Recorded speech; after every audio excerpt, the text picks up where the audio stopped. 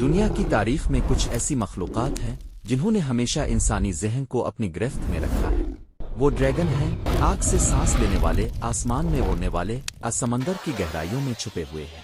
کبھی وہ خوف کی علامت ہے، کبھی خوش قسمتی اور حکمت کا پیغام۔ آؤ ایک سفر کا آغاز کرتے ہیں جہاں ہم ہر ثقافت کے ڈریگن کی کہانی سنائیں گے۔ ہمارے سفر کا پہلا پڑاؤ مشرق ہے، جہاں ڈریگن کو روحانی اور مددگار مخلوق کے طور پر جانا جاتا ہے۔ چینی لونگ ڈریگن کو شاہی طاقت، بارش اور خوش قسمتی کی علامت سمجھا جاتا ہے۔ اس کی تصویر شاہی محلات، لباس اور فن لطیفہ میں دیکھی جا سکتی ہے۔ یہ طاقت اور عزت کی علامت ہے۔ جاپان کا ڈریگن ریو سمندر کا دیوتا ہے، دانا اور محب کے طور پر مانا جاتا ہے۔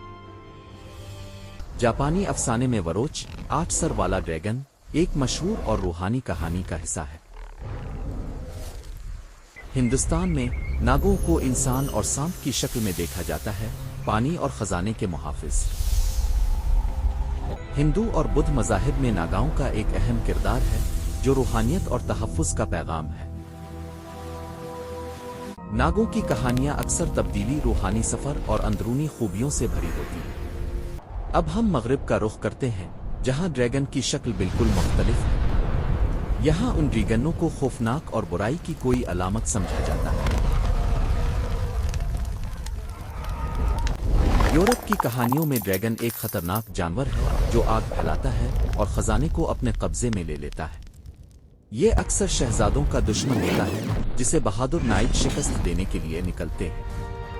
سینٹ جارج اور ڈریگن کی کہانی ایک مثال ہے، جہاں ہیرو برائی پر فتح حاصل کرتا ہے۔ مغرب میں ڈریگن کو لالچ، تباہی اور شیطانی خصوصیات کی علامت کے طور پر پیش کیا جاتا ہے۔ مشرق وسطیٰ میں بھی ڈریگن کو برائی اور فساد کی علامت سمجھا جاتا ہے۔ ایرانی کہانیوں میں ازدہ ایک خطرناک ڈریگن ہے جو خشکی ہوا اور سمندر میں رہتا ہے۔ میسوپوٹیمیا کی کہانیوں میں تامات افراتفری کی دیوی ہے، جسے اکثر ایک بڑے ڈریگن کے طور پر دکھایا جاتا ہے۔ کی امت اور مردوک کے درمیان جنگ دنیا کی آب و ہوا اور خلا حملے کا پیغام ہے۔ چاہے مشرق میں ہو یا مغرب میں، ڈریگن ہمیشہ سے قدرتی حالات اور روحانی وجود کا حصہ رہے ہیں۔ یہ مخلوقات صرف کہانیوں کا حصہ نہیں ہے، بلکہ انسانی ذہن اور ثقافت میں گہرائی سے پیوست ہے۔ ڈریگن کی کہانیاں صرف مشرق اور مغرب تک محدود نہیں ہیں، وہ دنیا کے ہر کونے میں پائی جاتی ہیں۔